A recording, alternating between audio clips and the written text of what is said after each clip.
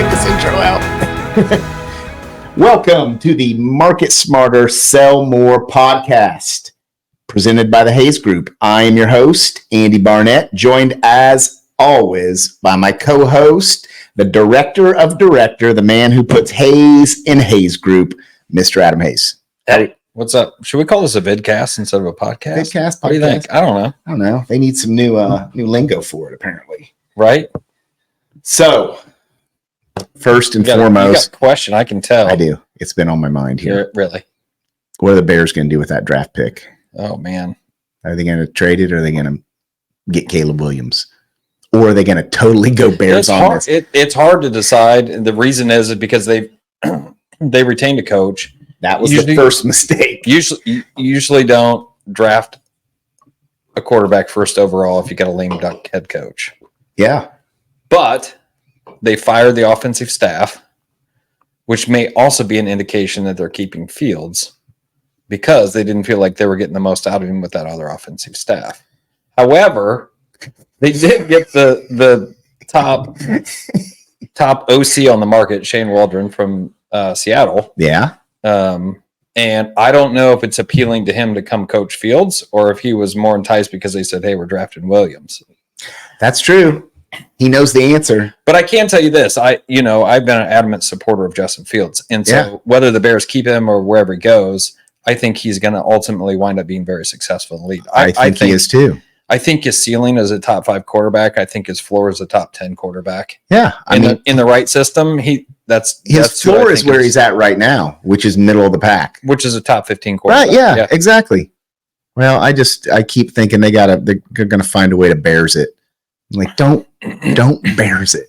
All right. Well, they did already. So what they did is they retained Eberflus, which is like, we're okay with mediocrity. Oh, I thought you were going to go back to they drafted Trubisky, and then that was. I thought you were going to go for that was a different regime. So that was old Bears in it. This is new Bears in it. The challenge now is that, for crying out loud, why do you like Jim Harbaugh as a person or not? He's a winner. Yeah, and that was their first mistake. He was on. Everyone in the world knew that he was coming to the NFL this year. Yeah, right. Because he wasn't going to sit around and wait for the NCAA to come down hard on him. Right? Well, he's out of there. Right. I read an article. That's the new blueprint. Anyways, it's just the Bears originally drafted him in '86 or '87 or something like that. Yeah. He's got loyalty to the Bears. Yeah, tons of ties. Get out of the way of your ego and hire the best coach. Right. And if you think about all the time he spent in the Midwest with the Bears, then in Indianapolis, how many years did he coach the Niners? 5, 6? Not very many. He seems to wear out his welcome pretty quickly. He does, because he's very abrasive. Yeah. Yeah. And it's his way or the highway. And it probably rubs the McCaskey family the wrong way. I think it's his way for 3 or 4 years, and the winning kind of makes it a little bit easier to deal with that. And then it just gets old after a while. They're like, this guy's grading. Yeah. Because he went to Stanford. He was successful. Went into the NFL, was successful. Yes. Went back to college, successful. He's going to win. Yeah. I think if he was in San Francisco for 5 years, I think he was there during the Kaepernick time when they drafted Kaepernick. Yeah. Yeah, he was. But I think out of let's say it's 5 years, I think out of those 5, he was in the AFC Championship 3 out of the 5. Yeah. In a Super Bowl. Lost to his brother. Yeah. Yeah. But just barely, too. That was close. That was a Super Bowl where the lights went out. Yes. Jim and John. Yeah, that's right. All right. So, here's how this is going to work. We will have a segment here at the beginning, loosely referred to as Ask the Expert. Not that you're not an expert, but that's just kind of a lame. I don't like it. I don't like it either. We'll come up with something better here eventually. That being said, we're gonna go through, talk a little bit of marketing. How about real answers in marketing, something like that? Sounds great. We'll flash that on the screen with a big siren. Real answers in marketing. Shit that works today. Yes, it works today. With a bit of an echo, kind of like Sunday. So Monster truck marketing. That's right. So we're going to have that segment, and then we're going to take a quick break, and we will come back with a guest. Yeah. So that's how it's going to work. And so, first question here. First, Ask the Expert / Don't say that again. That's right. So, okay, I own a company, and I've done what I considered the things that need to be done to, I've got a web page, I've got everything on there that I need, all my products, But man, when I go look and I try to search myself, I'm showing up on page 6, 7, if I'm showing up at all. Mm-hmm. And, we're doing pretty well with business. People are coming in the door. Why am I so difficult to find, and how can I improve that? That's a good question. Is your product worth a shit? I don't know. People are buying it. People want it. People want it. Yeah. I don't know if it's any good or not. I mean, it's about, positioning your organization in the search results. So I'm going to answer that in a little bit broader way because it helps paint a picture of how and why Google ranks websites. Okay. So when you think about the overarching picture, the most important thing to Google is user trust. And if they lose user trust, their entire brand and reputation goes down the tubes. Sure. So whatever appears in the search that's related to the context of the words that you entered onto the screen for your search, let's say you're looking for dog collars or dog leashes or something like that. It's really important to Google to give you the best result of what they think you're looking for. Mm-hmm. So first of all, they're judging what they consider your intention might be. Whether you're intending to buy a dog leash or you're looking them up for what's the definition of a dog leash. So if you start with the framework of answering the question by saying, first and foremost, Google has to maintain user trust, meaning they're going to rank websites that they feel people are, going to like and trust and have a good experience with. So that being said, how do you build that trust? Okay. So it's one thing for your website to have particular keywords and descriptions and copy on the website that's reflective of the product that you are selling or the service that you're selling.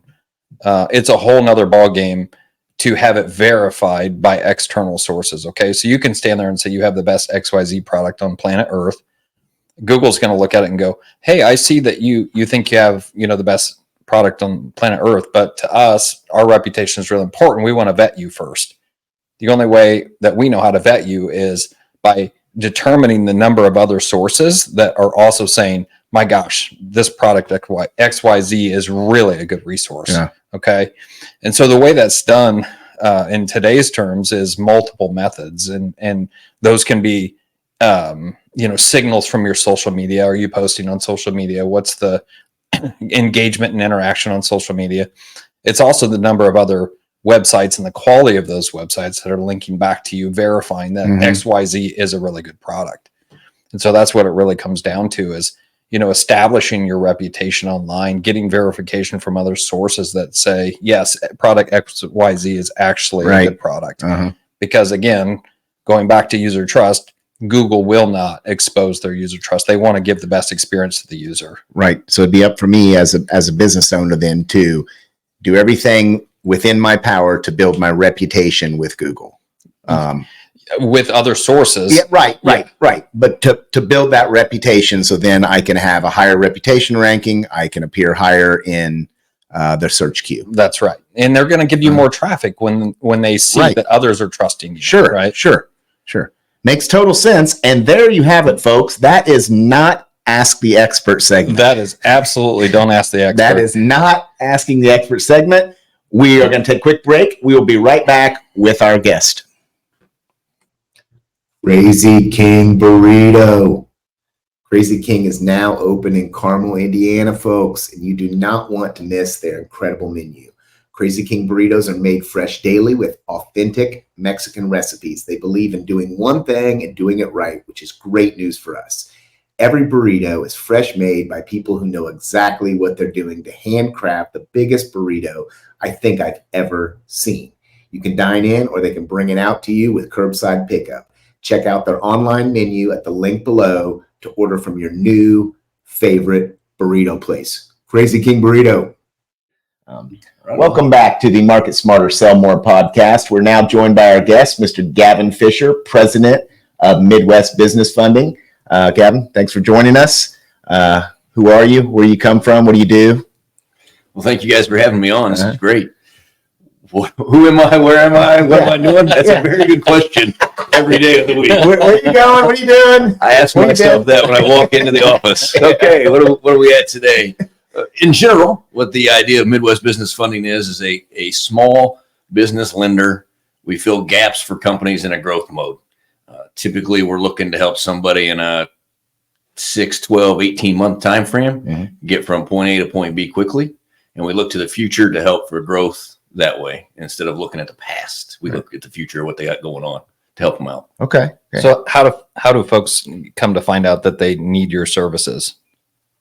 Great question. And I would say there's a couple different ways. One is that they have tried to get financing elsewhere, traditional financing, maybe at a bank, credit union, what have you. And for whatever reason, that's not working. And most of the time, what we find out, it's not working, not because of credit score or because the business model doesn't work, is because they are in such a growth mode, and a bank looks in the past and says, hey, wait a second, there's been a loss here or hiccup there. But now they've got a contract going forward or a good accounts receivables going forward, and the bank wants to see how those play out. Mm-hmm. So then they've got to look elsewhere, and that's where we come in. We say, hey, great, we've seen the hiccups, we're fine, everything looks good, business model's perfect, and you got 2 or 3 new contracts, you brought on some new clients that are paying regularly, and then that's how they find us, and that's how we work together with them. Finding us, obviously, just MidwestBusinessFunding.com or anywhere else. We do a lot of networking, get out there. We work with a lot of bankers for that exact reason, to refer over. And then between myself and Scott Callahan, the CEO, we do our best to get our name out. Yeah. So talk to us a little bit about what the process looks like, how somebody might specifically think of you. What are a couple of the trigger mechanisms that they go, oh yeah, I probably need to reach out to those guys? Sure. So what I would say there is that your need maybe is a little unconventional, or your cash flow is a tick tighter than what you would like it, or what a bank would like it, credit union would like it. And you know that the growth is coming, and what you're going to have is great, and income's coming in, and you just got to have a little bit of extra capital to get over the hump. And that's where we come in. We just provide that quick capital side of the business, like I said, on a 6 to 18 month kind of time frame, get you cranking. And then really our goal is to get you back to a bank and say, hey, look, they've been successful with us for a year and a half. Sure. Everything's working well. Take over. And that's fine. Right. Yeah. Well, what's your goals like for the next year? What's the growth projections look like for you? What do you where do you plan on, continuing to take this in the future? Sure. So we're trying to expand our product line. We've got 2, 3, 4 things we do really well. Mm-hmm. We'd like to add some products and services to that. As mentioned, we are short term. How do we put something in place that maybe is a little bit long term, 24 to 36 months for some folks? Uh-huh. If we can wrap our heads around that, that'd be good, because that would open us up to help more clients. And that's the key, is about their needs. A lot of times we've got an opportunity to help. Well, with the way we do terms right now, it's still cash flow crunches somebody, and it doesn't make sense to move forward, because we put them in a bad position, even though, hey, great, we got something done. And that's not fair to the client, for sure.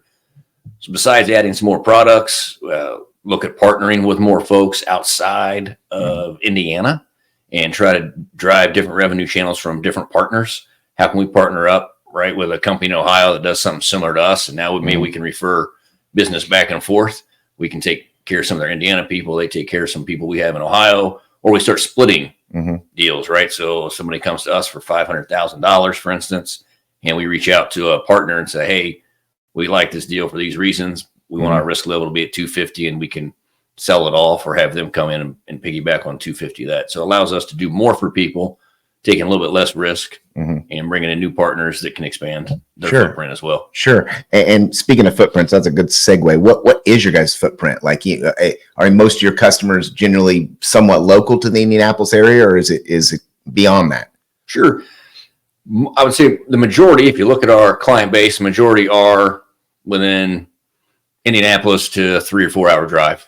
Okay. But we do cover the Midwest, and we've got clients in Florida, Arizona, California as well. Hence the Midwest part. What do you know? What do you know? Look at that. Crazy how that name works. That's right. You must have a great marketing team. Yes, we do. It's great. Awesome. Well, let's jump over to the personal side. Great. Well, are you a early bird or night owl? I'd say early bird. I like getting up, getting the day started, playing the day. I like exercising first thing in the morning to get the heart pumping, the brain working. What's your wake up time? Anywhere between 4:30 and 5. Awesome. Yeah. And we got maybe all these early birds in here. We got several early. I know. We've had a couple night owls. Yeah.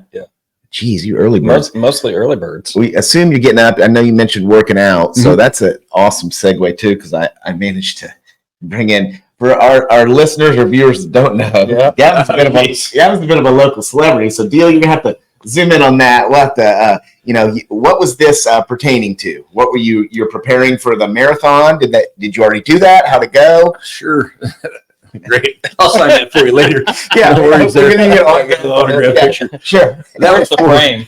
We're missing a frame for that. That's right. That's right. That was for the Geistaff Marathon here locally around the reservoir. And I was on the board for it, help out, plan it, so on and so forth. I did not run this particular event just because I was helping plan it. So I worked at the information booth the day of. But yes, it was very well attended. It was earlier, I say this month, heck, we're already halfway through October. It's actually in September. It was a month ago already that it took place. City of Fishers is now putting it on. And first year for that, it was successful for them. And we're looking forward to having their involvement going forward. I was involved prior to the city coming in as well when it was more, I'll say private, but a nonprofit that was running it. Yeah. Once they got you on the cover, it just exploded. Boom, boom, taking off. Exactly. Took off. Well, you're a busy guy. I mean, we were talking a little bit before we came on air here about some of the other things you're doing. Tell us about what you're doing this afternoon. Yes. So after this, heading down to Hinkle Fieldhouse to announce Butler Women Volleyball. I'm the PA announcer there. Been doing it actually for about 23 years, along with women's basketball. So, Oh, wow. So yes, been doing it for how do you get into minute. that? Like, how do you segue into that? Obviously, you got a good voice. Is it something you did in college as well? It is not. It is Okay. not. So I studied sports in college and with a business background also. Worked for Butler University Athletic Department shortly after college. And at that time, that was late 90s. Women's basketball, volleyball, some soccer, that kind of thing. It was still coming up for Butler University. Sure. And when you're trying to fill game day positions, you got people do certain things.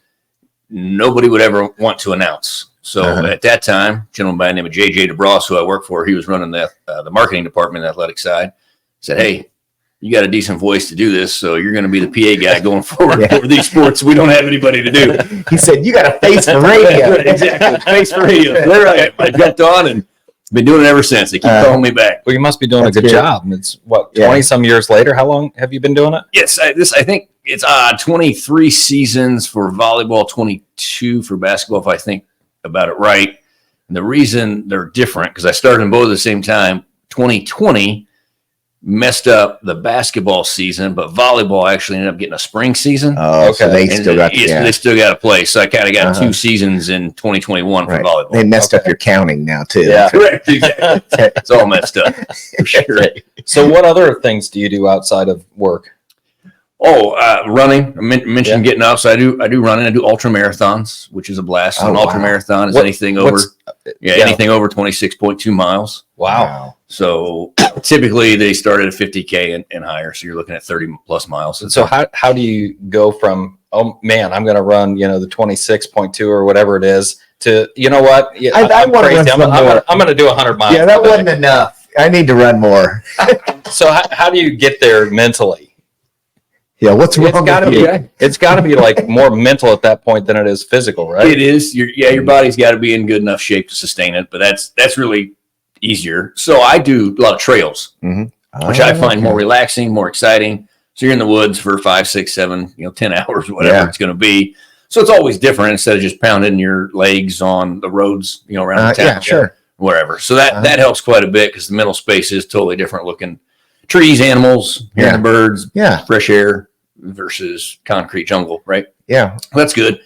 I would say, so I started out just wanting to run mini marathon, ran the first ever Geistaff marathon, and then I've done marathons, but I got into trail running probably back in like 2006 or 7 and just on doing 10Ks. And it was a lot more fun. I liked the up and down. I liked all that. So then said, how do I keep doing this? And then realized that those events are at marathon length or longer most of the time. So I said, okay, let's do it.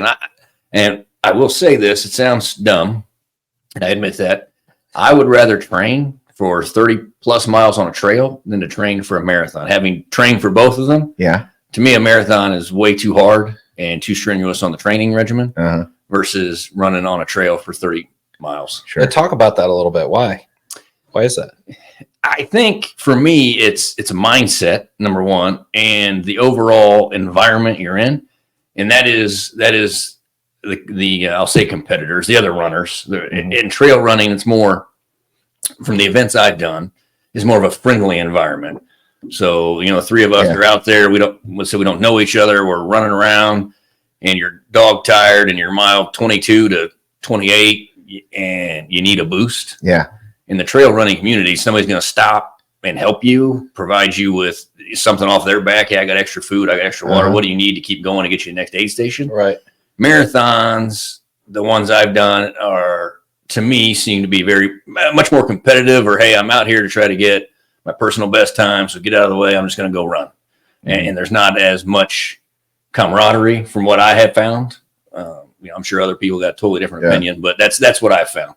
Right. And so I like that environment better, more friendly than anything else. My dad's a huge runner. He ran Boston, actually. Oh, wow. Yeah, Awesome. Yeah. That's he huge. actually, because it's one of the only ones you have to qualify for to actually be able to go. And he qualified right out at Fort Bend. That was sweet. the one. Yeah. He had tried a couple other ones. So they have a qualifier at Fort Bend every year? Yeah. Well, they have a marathon, but it's one of the ones that is accepted that for your age group, if you meet the qualifying time, then you can apply to be in Boston. I'm probably butchering this, just like I'll butcher this next question it pertains to trail running. Have you seen that documentary about it's this guy hosts this run every year and you have to apply to get, you know what I'm talking about? I do know exactly what you're talking about. Yeah, it's super cool, but they run it's like out in the woods and they run through this old prison. Is this the one in Tennessee? I don't know. Where's Yes. Okay. Is it? Yep. Barclays. Yeah, that's it. Yes, Yeah. yes. Okay, And good. you just run. I can't remember how long. It's like he's been doing 4 it. loops too, Yes. like 4 marathon Yeah. loops. And there's only been a handful of people that Yeah. finish it because there's no markings. You just run. Whole idea is you find, you kind of know where you're supposed to be going. And then there's a book passage or a page out of a book you're supposed to find. You have to tear out your number, Yep. your bib number. Yeah. to keep going. And not many people finish. No. And the history of it, maybe 5. a like that, handful, dozen, something Right. like that. Yeah, the So Barclays. And it's Then they nutty. become the legends, right? Oh, Correct. yeah. It's invitation only. You actually then run through the prison that some famous assassin was housed in that prison. He escaped through these tunnels, and there's a part where you actually go underneath the tunnel where he escaped. And the big joke was that the guy was stuck in the woods forever, and this guy was like, I could have ran a marathon in the amount of time he got from point A to point B. So then he was like, I'm gonna make a marathon trail. So that was the founding idea of the whole thing. It's very, very good. You should watch it if you haven't seen it before. It's called the Barclays. Mhm. And it's Is it really on? good. Is it a Netflix? I think it's HBO? Amazon. It might be Amazon. It's one of the two. Yeah. I'll check it out. So tell us about what it's like to fuel your body during an event. Eat as much as you can and keep on going. Now, I will tell you, I'll call it a baked potato, but a potato, or maybe it's raw. I really don't know. A raw potato with salt. Oh, Every aid station, just maybe a quarter of it. Phenomenal. Really? It fuels your body. Do that, of course, Gatorade or whatever style of electrolyte there is, water. They normally have at those aid stations, you got pretzels, M&Ms, sometimes peanut butter jelly sandwich, a lot of Mountain Dew, Cokes, that kind of stuff too. So that's but you're constantly doing. The key is to stay on top of it. Yes. So even, if the first aid station's 5 miles in, get something in your body because you're going to have a problem if you don't later. Sure. Right? So that's the issue. But so you're just eating a lot. So by the time you're done, you're not necessarily hungry. Yeah. Right. Because you still got all that fuel. Yeah, exactly. Cool. A lot of gels too. The packaged gels you get. Yeah. And are those mostly for electrolytes and quick sugar hits, the gel packs? Yep, quick sugar hits, keep you going. Refuel electrolyte wise as well. What else do they give you? They give you a little bit of carbs in there, kind of replenish that. You got to keep your burn off your muscles. So the idea is to keep putting that food in to burn it off and not allowing your body to get to the muscle, and then you're going to be sitting on the sideline. Yeah, it's going to hurt. Yeah, definitely. Make it a hard recovery too. So what was the genesis of the idea to start running? Where did that come from? Were you in cross country in high school or? No, I played soccer actually up into college, and so I like doing the sprints, doing short distance running, I should say. So long distance stuff was terrible idea for a soccer player, right? in 2003, our oldest daughter was born, and I was way out of shape being out of college for a while. And I thought, all right, she was born in May of 2003. June 1st, I started running to try to get back into shape. And from then I just kept on going. But the book, Ultra Marathon Man, is how I got into the concept of ultra marathons and tried to figure that out. Okay, where are they around here? What can we do? And my father gave my brother and I that book. He'd read it on a vacation somewhere. He gave it to us to read. His whole premise, my dad's whole premise of the book was if you haven't read it, it's about a guy who runs a lot, but he's a family guy and he needed to get out from his day-to-day grind, started running, doing all this crazy stuff in California. But then it was all about the family, how the family helped him. And so my dad thought it was a good book about family, togetherness, all that. Cool. My brother kind of followed that concept. Like, yeah, that's a good book. I was like, cool, I'm going to go try to run 50 miles. Yeah. That's all I learned. That's what I learned out of this. So that's what I do. So together you guys did it both, right? He did the family piece, you did the running piece. Right. Exactly. That's great. That's one way to avoid the family. Go out 50 miles. That's right. Hey, I'm busy today. Yeah, Get you guys tomorrow. Sorry. I'm running to Kokomo. Are you a movie guy? TV, movie? Not really. TV wise, crime shows though. If I'm going to tune in on, besides take football, I'm a football guy, basketball guy. So take that stuff out. More crime TV shows. Movies are tough. I say that I'm not sure I have the ability or patience to sit for 2.5 hours just to watch something. Now I say that I like Batman, Hoosiers, of course. Being a local guy. A Rudy fan too. I like Rudy. Yeah. I'm not a Notre Dame guy, but I did like the movie Rudy. Yeah. And of course, Slapshot's good. Yeah. All that stuff. What was the that. one that documented was it the 84 U.S. Olympic men's team hockey? Miracle. Miracle. Yeah. I think that was the name of it. That's Miracle the Ice. Disney. The Disney one. That's cool. Yeah, that's a cool movie. All that stuff. All the ESPN 30 for 30s, a big fan of those. Yeah. The Last Dance, I was a huge fan. That was great. That was great. That was good. But they do a great job. Dodgeball's great too if you need a laugh. Dodgeball's good. It fits in sports wheelhouse. That's right. I mean, it's good. That's great. Are you a music guy? I'm letting you down with my answers. No, you're not. You're you. That's right. We want to know about you. Not really. So in the car, I'm more of a book or podcast kind of guy. Yeah. Tell us about that. Yeah. So James Patterson, going back to the crime. I just put on one of his books on Audible and listen to that in the car most of the time, trying to finish every series I can. Yeah. Through that. Podcasts every once in a while. I don't know any names of them. I'll just get on the phone real quick and be like, hey, I want to listen to something about business. Boom. Okay. But I don't know any names. Now I'll get this one going. I'll start listening to this constantly. That'll be good. That's right. Yeah. Music wise, we've got our oldest, I mentioned, born in 2003. She's down in Nashville, Tennessee. She's going to school down there, but she sang for a while in high school down there, big country music. She worked for Sirius XM The Highway for a little bit, did an internship. Cool. So I'll listen to that just because of her. Right. And her sister, our youngest, wants to listen to anything older sister's doing. Yeah. So that's cool. So now that's why I listen to country music when the girls are in the car. And sure. That's about it. But I did go to see Guns N' Roses because that's what I grew up on. Right. He took me down to Nashville, Carrie Underwood, Guns N' Roses concert. That was awesome. That's cool. Really cool. That's a strange combination. And I'll tell you what, yes, it is. And Carrie, I knew, once again, 2 or 3 of her songs. Yeah. She came out Monday Night Football, right? That's my favorite one. Yeah, same here.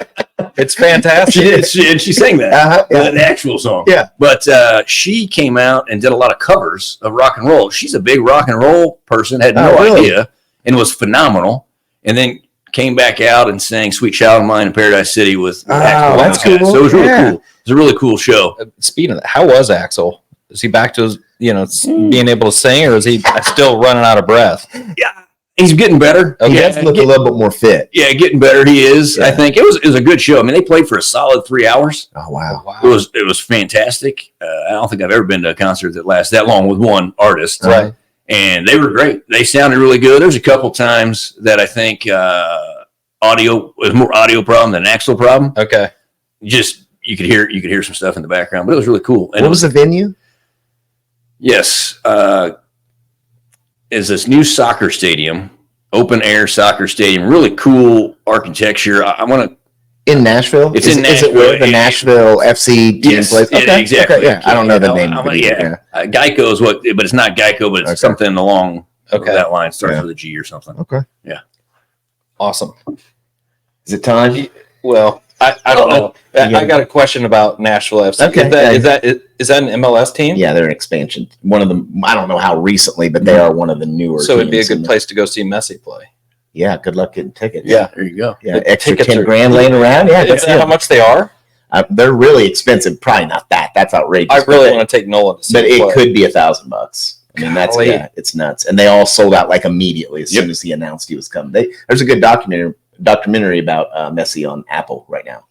Really good. And Netflix, you got Beckham right now, right? Yeah. I saw the Beckham one. Yeah. Yeah, and Beckham's all over the Messi one too because he's the guy that owns Miami and he brought him in. So he's Beckham's everywhere right now. It's phenomenal how those guys. Yeah, what they did for soccer in the U.S. Oh, absolutely, it's pretty cool. Yeah, they really put MLS on the map. Yeah, they did. And it also it's letting the United States, the people in the United States know that we actually have competitive soccer here. Yeah, and we were playing competitive soccer here, even though we weren't in the Premier League. We still had teams that are very, very competitive. Yeah, and our national team is they're better than they've ever been before. There's a tier that's very well established above them that have been, but we're a top 10 team in the world. Yeah, without question. But we're not to the Germany, Spain, the level of those guys yet. Yeah. I don't know that we ever will be. But still, there's no shame in being a top 10 team in the world. I mean, that's pretty impressive. So, and hosting the next World Cup. So that's I know cool your fingers itching. You better get to it. I know. Gosh, can we got a little segment here that we like to do is spin the wheel.